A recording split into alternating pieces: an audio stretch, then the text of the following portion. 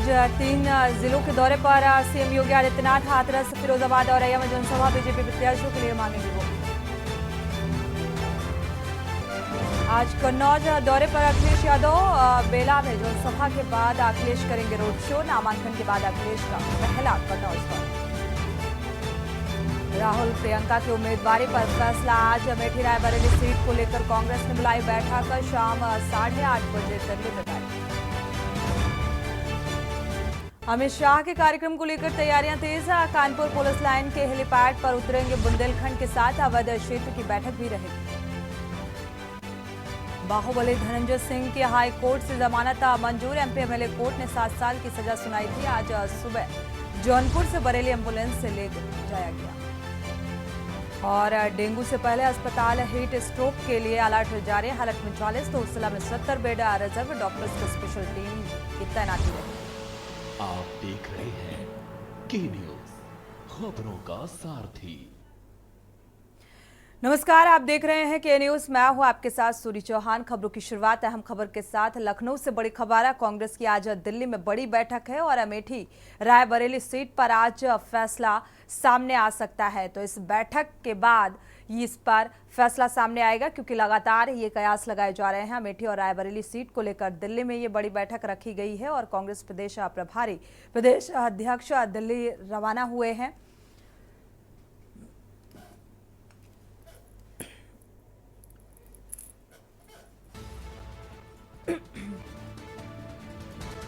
तो पार्टी के तमाम वरिष्ठ नेता इस बैठक का हिस्सा होंगे, क्योंकि लगातार राहुल गांधी की उम्मीदवारी को लेकर कयास लगाए जा रहे हैं।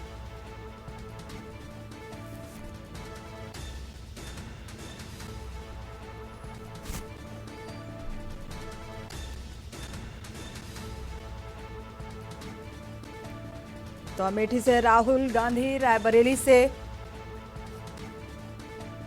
तो इसको लेकर आज अहम बैठक और इस पर फैसला सामने आ सकता है, क्योंकि लगातार कयास लगाए जा रहे हैं कि अमेठी से राहुल गांधी उम्मीदवार के तौर पर राहुल गांधी के नाम का ऐलान किया जा सकता है। और आज इन दोनों ही महत्वपूर्ण सीटों पर फैसला सामने होगा। तो दिल्ली में बड़ी बैठक रखी गई है।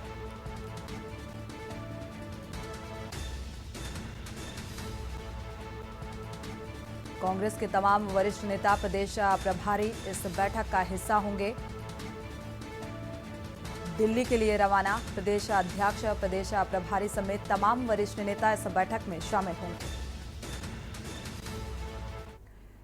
बढ़ते आगे, इसी बीच प्रयागराज से खबर सामने आ रही है। पूर्व सांसद धनंजय सिंह की जमानत मंजूर। इलाहाबाद हाईकोर्ट ने धनंजय को जमानत दी और धनंजय सिंह की अपील पर हाईकोर्ट का फैसला सामने आया है। हाईकोर्ट ने 7 साल की सजा को बरकरार रखा है और जौनपुर के एमपी एमएलए कोर्ट ने 7 साल की सजा सुनाई थी। सजा को रद्द करने की मांग कोर्ट ने खारिज कर दी है। जस्टिस संजय कुमार सिंह की बेंच ने जमानत दी। ये जमानत मंजूर कर ली गई है। अपहरण कांड में धनंजय सिंह को राहत मिलती हुई नजर आ रही है। तो फिलहाल धनंजय को जमानत मिली है, लेकिन सजा बरकरार रहेगी।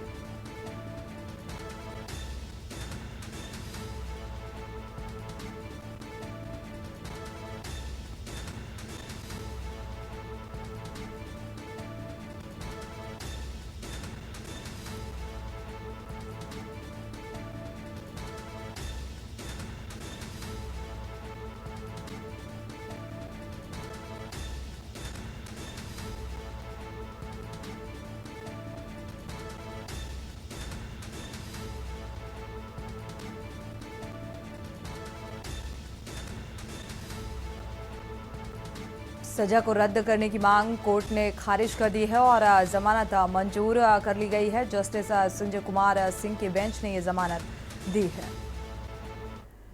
बढ़ते आगे, लखनऊ से अहम खबर सामने आ रही है। पूर्व दर्जा प्राप्त मंत्री का किसान को पीटने का केस सामने आ रहा है। जावेद इकबाल और उनके नौकर पर यह केस दर्ज किया गया है। दलित किसान की अपील पर कोर्ट के आदेश पर केस दर्ज किया गया और मोहनलालगंज पुलिस मामले की जांच में जुटी है। तो इस पूरे घटनाक्रम की प्रशासनिक स्तर पर जांच पड़ताल जारी है। जमीन के भुगतान के विवाद में किसान की पिटाई की गई। लखनऊ में पीजीआई इलाके का ये पूरा मामला सामने आ रहा है। पवन तिवारी इसी खबर पर जुड़े हुए हैं। पवन, क्या अपडेट इस मामले को लेकर? जी, आपको बता दें कि मोहनलालगंज जो निवासी किसान है राजा राम, उसने अपनी जो जमीन है वो पूर्व दर्जा प्राप्त मंत्री जावेद इकबाल को बेची थी। और उसके बाद जो जावेद इकबाल है उन्होंने उसको जमीन की जो कीमत है उसमें से 50 लाख में बेचना तय हुआ था और 4 लाख रुपए का भुगतान किया था। जो बकाया अपनी जमीन का बकाया जो भुगतान मांगने के लिए पीजीआई स्थित इनके घर जब पहुंचता है किसान, तो वहां पर इसके साथ मारपीट और गाली गलौज की जाती है। ये मामला लगभग 27 सितंबर 2023 का है। तो लेकिन दर्जा प्राप्त राजमंत्री उनके रसूख के आगे जो पुलिस है उसने किसान की बिल्कुल नहीं सुनी और मुकदमा दर्ज नहीं किया।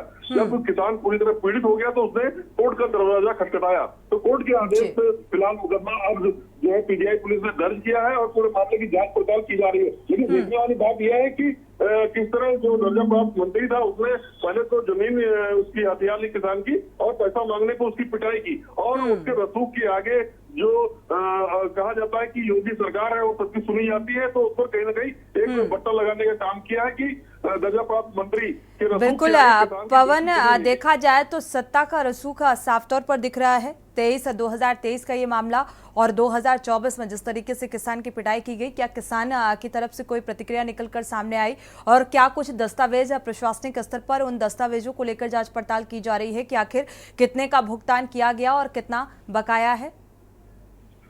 जी, किसान ने जो वहां पर कोर्ट में अपील दाखिल की है उसमें उसने बताया कि 50 लाख रुपए में जमीन खरीदने की ये बात हुई थी और उसके 2 भाई हैं, छोटे भाई को 4-4 लाख रुपए दिया गया था बतौर लिखा पढ़ी में। बाकी का बकाया जो भुगतान है वो नहीं किया गया और काफी दिन बीत जाने के बाद जब किसान वहां पहुंचता है, पूर्व राजमंत्री बसपा के पूर्व राजमंत्री है जावेद इकबाल, जब पीजीआई में रहते हैं, पीजीआई थाने के पास इनका आवास है, तो वहां जब पहुंचे तो उसकी पिटाई की जाती है। फिलहाल जब वो पीड़ित अपनी जो फरियाद लेकर थाने पहुंचता है पीजीआई, तो थाना जो पुलिस होती है उसकी सुनवाई नहीं करती है, जिससे जो किसान है काफी ज्यादा पीड़ित होता है और अपनी फरियाद लेकर कोर्ट पहुंचता है। तो कोर्ट के आदेश पर ये मुकदमा दर्ज हुआ। पवन, अब केस दर्ज हो गया है दर्जा प्राप्त राज्य मंत्री और उनके नौकर के खिलाफ, तो क्या आप कोई पूछताछ प्रशासनिक स्तर पर की जा रही है?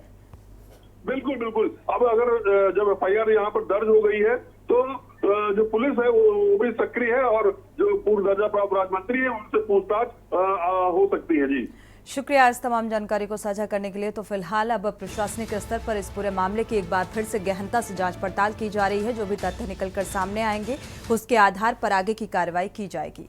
बढ़ते आगे, गाजियाबाद से अहम खबर सामने आ रही है। पत्रकार प्रदीप बंसल ने जहर खाया है। एसीपी ऑफिस में पहुंचकर ये जहर खाया गया।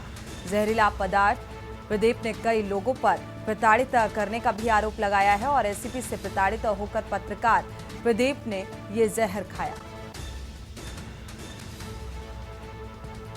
आत्महत्या करने की कोशिश की। एसीपी से प्रताड़ित होकर ये कदम उठाया। पत्रकार प्रदीप बंसल ने जहर खाया है।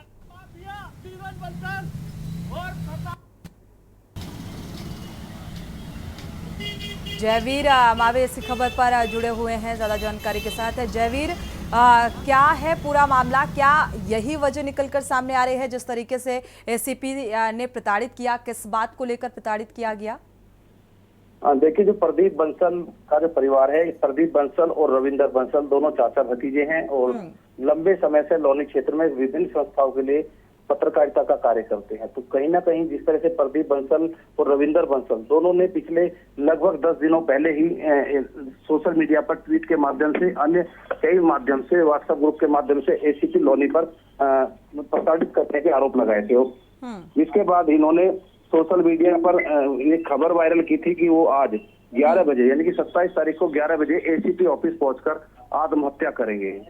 इसके बाद थाना लोनी के टोनिका सिटी पुलिस ने रविंदर बंसल को रास्ते से उठाकर हिरासत में लिया। उसके बाद प्रदीप बंसल जैसे ही एसीपी ऑफिस पहुंचा उसने कुछ जहरीला पदार्थ खाया, जिसके बाद उसकी हालत खराब हुई। प्रदीप बंसल ने एसीपी लोनी सूर्यबली मौर्य और अन्य कई लोगों पर प्रताड़ित करने के गंभीर आरोप लगाते हुए कहा कि उन्हें पिछले लगभग 4 महीने से लोनी पुलिस ने पूरी तरह से प्रताड़ित कर रखा है। प्रताड़ित किया जा रहा था जयवीर, क्या वजह साफ होती हुई नजर आ रही है? प्रदीप बंसल का कहना था कि प्रदीप बंसल पर जो लोनी पुलिस ने आरोप लगाए हैं कि 1984 में 83 में उसने किसी प्लॉट पर कोई कब्जा किया था और उसका जो चाचा है रविंदर बंसल, उसका उस पर भी आरोप था। प्रदीप बंसल का कहना है कि उसका जन्म 1996 में हुआ है, तो 1984 में 83 में उसने कैसे किसी का प्लॉट कब्जा कर लिया, जबकि रविंदर बंसल की उम्र उस समय महज 10 वर्ष रही होगी। तो ऐसे में कहीं ना कहीं जिस तरह से फर्जी आरोप पुलिस इस बंसल परिवार पर लगा रही थी, लगातार दबाव बनाया जा रहा था, जबकि वो लिखित में यहाँ पर अपना जो बयान था वो दे चुके थे। जिस प्लॉट की बात हो रही थी कि उस प्लॉट पर उनका ना कोई प्लॉट है उस खसरा नंबर में, ना उन्होंने कभी बेचा है ना कभी खरीदा है, और उनके संज्ञान में ऐसा कोई प्लॉट नहीं है। लेकिन फिर भी पुलिस जबरदस्ती उन पर दबाव बना रही थी कि वो उस प्लॉट की रजिस्ट्री लेकर एसीपी के सामने पेश हों। अब बड़ा सवाल उठता है कि जब कमिश्नरी गाजियाबाद में साफ तौर पर पुलिस कर्मियों को निर्देशित किया गया है कि इसकी प्रॉपर्टी और लेन देन के मामले में पुलिसकर्मी नहीं पड़ेंगे। प्रॉपर्टी का जो मामला है वो एसडीएम तहसीलदार इनके काम का होता है, लेकिन इस पुलिस का पर आरोप है कि पुलिस प्रॉपर्टी के मामले में यानी कि दूसरे पक्ष से पैसे लेकर इन्हें जबरदस्ती फंसाना चाह रही है। बिल्कुल, शुक्रिया इस तमाम जानकारी को साझा करने के लिए। तो जमीन कब्जाने का ये पूरा मामला 1984 में जमीन कब्जाई गई। प्रदीप बंसल के द्वारा ये आरोप लगाया गया प्रशासनिक स्तर पर, यानी कि एसीपी लॉली ने ये आरोप लगाया और इसके बाद इसी पूरे मामले को लेकर लगातार जो प्रदीप है वो आरोप लगा रहे हैं प्रताड़ित करने का, और इसीलिए ये जहर खाया गया। बढ़ते आगे खबर उत्तर प्रदेश से है। लोकसभा चुनाव का दूसरा चरण संपन्न हो चुका है और इसी कड़ी में उत्तर प्रदेश कांग्रेस कमेटी ने अंशु अवस्थी को एक बड़ी जिम्मेदारी सौंपी है। लोकसभा चुनाव 2024 के लिए प्रदेश कांग्रेस मीडिया स्ट्रैटेजिक कमेटी के कोऑर्डिनेटर बनाए गए हैं।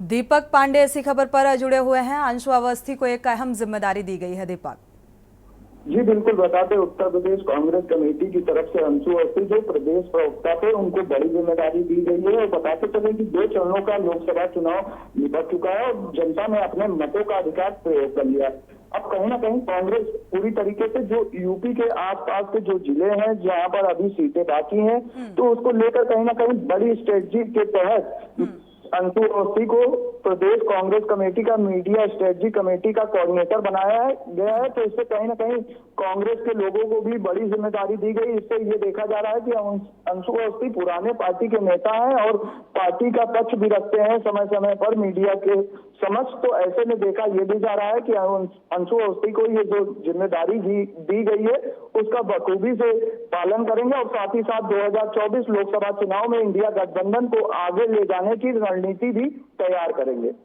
चलिए, तो ये बेहद महत्वपूर्ण जिम्मेदारी है क्योंकि अभी 5 चरणों का मतदान बाकी है और ऐसे में इस जिम्मेदारी को बखूबी निभाना एक बड़ी चुनौती भी होगी। शुक्रिया इस तमाम जानकारी को साझा करने के लिए। तो कांग्रेस कमेटी ने अंशु अवस्थी को ये जिम्मेदारी सौंपी है।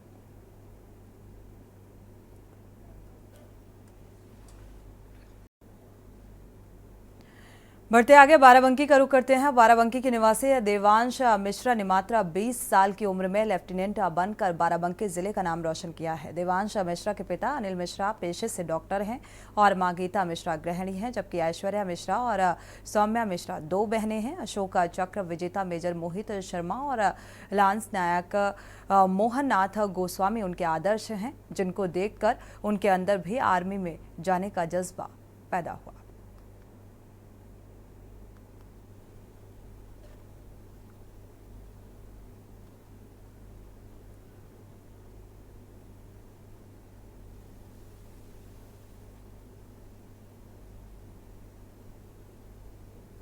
मैंने तैयारी स्टार्ट करी थी 2019 में, सितंबर 2019 में मैंने तैयारी स्टार्ट करी थी एंड एट दैट टाइम मैं 12th में था और मैं उस समय तैयारी कर रहा था नेशनल डिफेंस एकेडमी की, विच इज़ ऑल्सो इंस्टीट्यूट जो कि 3 साल ट्रेनिंग देता है। फिर उसके बाद फिर मैं आईए में जाता है, वहाँ पर 1 साल की ट्रेनिंग होती है, then I will be commission into the army. I was able to clear that exam also. मैंने उसका रिटन क्लियर किया, इंटरव्यू क्लियर किया, I was placed in the order of merit. 411 was my all India rank at that time, but unfortunately due to some medical reasons I was not able to join the National Defence Academy. तो उसके लिए मुझे wait करना पड़ा and I completed my graduation from Barabanki itself and after that I appeared for the CDSE examination which is also conducted by UPSC. और इससे directly 18 month की training हमें सीधे आईएमए में दी जाती है and after our training we are commissioned into the regular army as lieutenants. So उसके लिए मैंने 2023 में सितंबर में I appeared for the examination. खबर गाजीपुर से है, जहां पुलिस ने अवैध शराब बनाने की फैक्ट्री पकड़ी है। पुलिस ने एक गोदाम पर छापेमारी के दौरान 15 लाख की अवैध शराब बरामद की और इस दौरान पुलिस ने मौके से 2 बदमाशों को गिरफ्तार भी किया। पुलिस टीम ने नंदगंज थाना क्षेत्र के नारायणपुर हाला गांव से अवैध शराब का जखीरा पकड़ा और पुलिस ने छापे के दौरान शराब बनाने वाली पैकेजिंग करने के उपकरण भी बरामद किए। पुलिस ने कार्रवाई में 240 पेटी और 2800 बोतल शराब बरामद की। फिलहाल पुलिस पकड़े गए बदमाशों से बाकी नेटवर्क की तलाश में जुट गई है।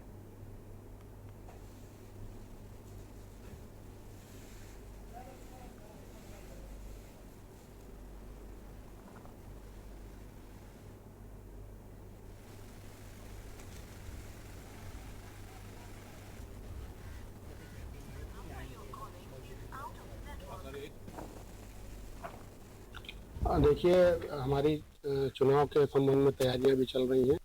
लगातार हम अवैध गतिविधियों पर रोकथाम के लिए प्रयासरत हैं। हमारी टीमें भी लगी रहती हैं। इसी दौरान सूचना मिली थी कि नारायणपुर हाला गांव में कुछ इस तरह के लोग अवैध गतिविधि में लिप्त हैं। इस पर हमारी एसओजी की टीम ने डेवलप किया और थाना नंदगंज की टीम ने जब मौके पर देखा गया तो यहाँ पे भारी मात्रा में पैक की हुई शराब की बोतलें, कुछ अधबने वो उनके बनाने के उपकरण और वो रॉ मटेरियल मिले हुए हैं यहाँ पे। और अभी उनकी हम गिनती करवा रहे हैं। लगभग अभी जानकारी मिल रही है कि 2800 बोतल है यहाँ पे शराब की और कुछ बनाने के उपकरण, उसकी सामग्री भी है। यहाँ बगल में कुछ सेफ्टी टैंक बनाने का भी देखा गया है। हो सकता है इसकी आड़ में कुछ लोग यहाँ बना रहे हों।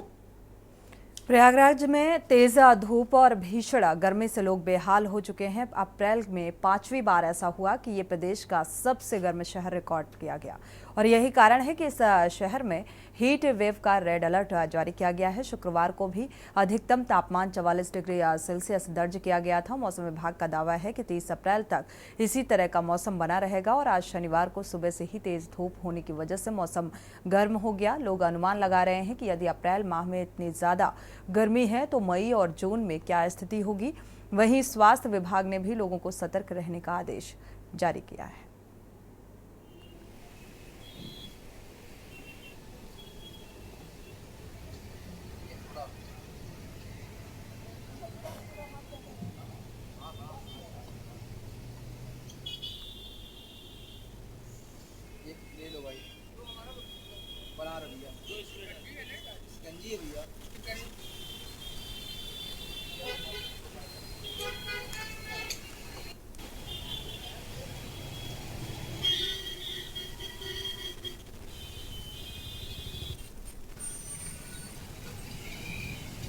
प्रयागराज में अराउंड करीब 45 डिग्री टेम्परेचर चल रहा है इस समय। तो मतलब हाल बहुत ख़राब है। आसमान से भी गर्मी, ज़मीन से भी गर्मी, मतलब सिर्फ तप ही रहा है आदमी बुरी तरीके से। तो बस अभी मार्केट में निकला था, थोड़ा सा हालत ख़राब हो गई तो नींबू पानी पी रहे हैं थोड़ा कि कुछ राहत पहुँचे, कुछ राहत मिले गर्मी से। 5 डिग्री की गर्मी इस टाइम है। हम लोगों को आने जाने में कोचिंग करना होता है, बहुत ज़्यादा दिक्कत होती है, बहुत ज़्यादा परेशानियाँ होती हैं और बीमारी भी हो जाता है। जी बहुत ज़्यादा होता है। जी गर्मी से तो काफ़ी दिक्कतें हो रही हैं क्योंकि 45 डिग्री के ऊपर ही है टेम्परेचर। तो इस टाइम आने जाने में थोड़ा बहुत दिक्कत होती है कि अगर हम लोग अच्छे से कवर करके निकले तो ठीक है, मुंह वगैरह ढक के। बाय द वे आप समझ ही सकते हैं। पर यहाँ टेम्परेचर लगभग 45 डिग्री से ऊपर चल रहा है। बाकी यहाँ पे मतलब आने के बाद बहुत सुकून मिल रहा है और यहाँ का टेम्परेचर भी कम है और यहाँ बैठने पे काफ़ी अच्छा महसूस हो रहा है। यहाँ पास लगभग 45 से 46 डिग्री टेम्परेचर है। हम लोग यहीं बगल में ही एग्रीकल्चर में पढ़ते हैं, तो गर्मी के कारण जब रहा नहीं जाता है, जैसे फ्री रहते तो यहाँ पास आ जाते हैं थोड़ा सा नहाने धोने, टाइम स्पेंड करने के लिए, जिससे थोड़ा गर्मी से राहत मिले। लगभग टेम्परेचर वही 45 से 46 डिग्री टेम्परेचर है। हम लोग सुबह वही 10-11 बजे आए थे और दोस्तों के साथ यहाँ पे आए थे। अभी तक नहाए धोए अपना एंजॉय किए। अभी जैसे ठंडा समय हो रहा है, टेम्परेचर गिर रहा है, अब वही किया हम लोग। हाथ पैर में जलने लगती है? जी हाँ, टेम्परेचर हाई होता है, जलने लगता है हाथ पैर। उसके बाद गर्मी बढ़ती है, पसीना आने लगता है, तो उसके बाद शरीर बॉडी हीट होने लगती है। प्रमुख चीज़ ये है कि यदि आपको कहीं निकलना ही है, जहाँ तापमान ज़्यादा है, कहीं निकलना ही है, तो उसमें यह है कि बार बार आप पूरे कहना चाहिए कि पूरे डाइट ले लें, खाना ज़रूर खाएं, खाली पेट कभी जो है नहीं निकलें। और उसके बाद जो है समय समय से जो है पानी पीते रहें, शिकंजी वगैरह का इस्तेमाल कर सकते हैं। ऐसा लगे कि हाँ बदन में दर्द है और भूख नहीं लग रही है या मितली आ रही है, तो सबसे अच्छा तरीका ये है कि निकटवर्ती जो चिकित्सालय है, सरकारी चिकित्सालय, उसमें ORS का घोल जो है सभी जगह उपलब्ध है। ORS का घोल बना लें 1 लीटर में, उसको पीते रहें।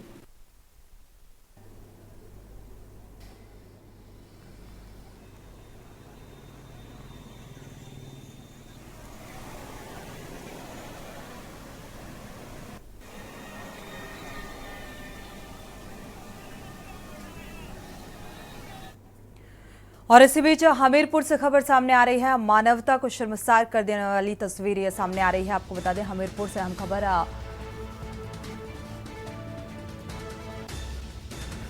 शव वाहन चालक ने पैसे मांगे। हमीरपुर से ये खबर, मासूम का शव देने के लिए ये पैसे मांगे गए। तो स्वास्थ्य सेवाओं के नाम पर धन उगाही का कारोबार बनाकर रख दिया और परिजनों ने चालक के पैसे लेने का वीडियो भी बनाया।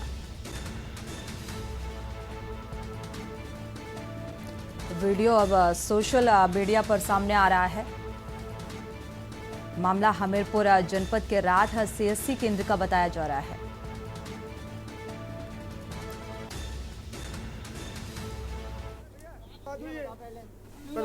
पैसे किस बात के ले रहे हो? कौन से अस्पताल की गाड़ी है? कौन है भैया? हाँ ये बोलो, कौन से अस्पताल की गाड़ी है? पैसे कौन से अस्पताल की गाड़ी है बोलो? डॉक्टर का नाम बोलो। ओ भैया सुनो सुनो सुनो, अरे डॉक्टर का नाम बताओ। रुको, हाँ भैया डॉक्टर का नाम बोलो। भाई साहब डॉक्टर का नाम बताओ। भाई साहब ये बताओ। तो मामला हमीरपुर जनपद का सामने आ रहा है। राठ CSC केंद्र का ये मामला, जहां पर शव वाहन जिसका कोई चार्ज नहीं देना होता है, बावजूद इसके ये पैसे मांगने की तस्वीर सामने आ रही है। मानवता को एक बार फिर शर्मसार कर देने वाली ये तस्वीर सामने आई। हालांकि शव वाहन चालक ने जब पैसे मांगे तो परिजनों ने इस पूरे वीडियो को, इस पूरी तस्वीर को कैप्चर किया और ये सवाल पूछा, क्योंकि लगातार ये चालक इस बात का जिक्र कर रहा था कि ये किसी डॉक्टर की गाड़ी है, किसी अस्पताल की है, इसलिए हम ये चार्ज ले रहे हैं। सिद्धार्थ द्विवेदी इसी खबर पर जुड़े हुए हैं। सिद्धार्थ, बेहद शर्मसार कर देने वाली ये तस्वीर सामने आ रही है, क्या अपडेट इस मामले में? जी बिल्कुल, आपको बता दूं कि मामला हमीरपुर जनपद के राठ थाना क्षेत्र का है, जहां एक जो युवक है वो नदी तालाब में नहाने जाता है, जहां उसकी डूबकर मौत हो जाती है। मौत के बाद उसे राठ CSC केंद्र शव को लाया जाता है, जहां से शव वाहन में शव को रखकर उनके गांव ले जाया जाता है, जहां जो शव वाहन चालक है वह इंसानियत को मारते हुए जो परिजन है उनसे उनके बेटे का शव देने के लिए 3000 रुपयों की मांग करता है। 3000 रुपए लेता है, जिसका जो परिजन है वो वीडियो बनाकर सोशल मीडिया में वायरल करते हैं। ये वीडियो कहीं ना कहीं स्वास्थ्य विभाग के ऊपर एक दाग की तरह देखा जा सकता है। बिल्कुल सिद्धार्थ, अक्सर ऐसी तस्वीर सामने आती हैं जहां पर अस्पताल प्रबंधन की भी मिलीभगत होती है और ऐसे में ये चालक इस तरीके की मांग करते हैं। शुक्रिया इस तमाम जानकारी को साझा करने के लिए। तो इंसानियत को शर्मसार कर देने वाली ये तस्वीर सामने आ रही है, जहां पर इस शव वाहन चालक ने परिजनों से पैसे मांगे और अभी ये वीडियो वायरल हो रहा है। बढ़ते आगे यूपी के कौशाम्बी जिले में बीएसपी की चुनावी जनसभा में रुपए बांटे जाने का वीडियो सामने आ रहा है। मीडिया में वायरल हो रहा है और वायरल हो रहे इस वीडियो में कुछ व्यक्ति पैसे गिनते हुए भी दिखाई दे रहे हैं और पैसे देते हुए भी आपस में बातचीत करते हुए दिखाई दिए, जिसका संज्ञान लेकर पुलिस ने जांच कराई और इसके बाद पुलिस ने थाना संदीपन घाट पर आईपीसी और लोक प्रतिनिधित्व अधिनियम की धाराओं में 3 नामजद और कई अज्ञात के विरुद्ध मामला दर्ज कर लिया है। के थाना क्षेत्र संदीपन घाट में मूरतगंज का एक वीडियो सोशल मीडिया पे वायरल हो रहा है, जिसमें एक पार्टी द्वारा पैसा बांटने, पैसा गिनने और कुछ आपस में बातचीत की बातें प्रकाश में आई हैं। उक्त वीडियो का संज्ञान लेते हुए भारतीय दंड संहिता व लोक प्रतिनिधित्व अधिनियम के अंतर्गत समुचित धाराओं में मुकदमा पंजीकृत कर लिया गया है और अभियुक्त गणों के खिलाफ कड़ी से कड़ी कार्रवाई की जाएगी। इसी के साथ खबर उत्तर प्रदेश में फिलहाल बस इतना ही। आगे खबरों के लिए आप देखते रहिए के न्यूज़ इंडिया।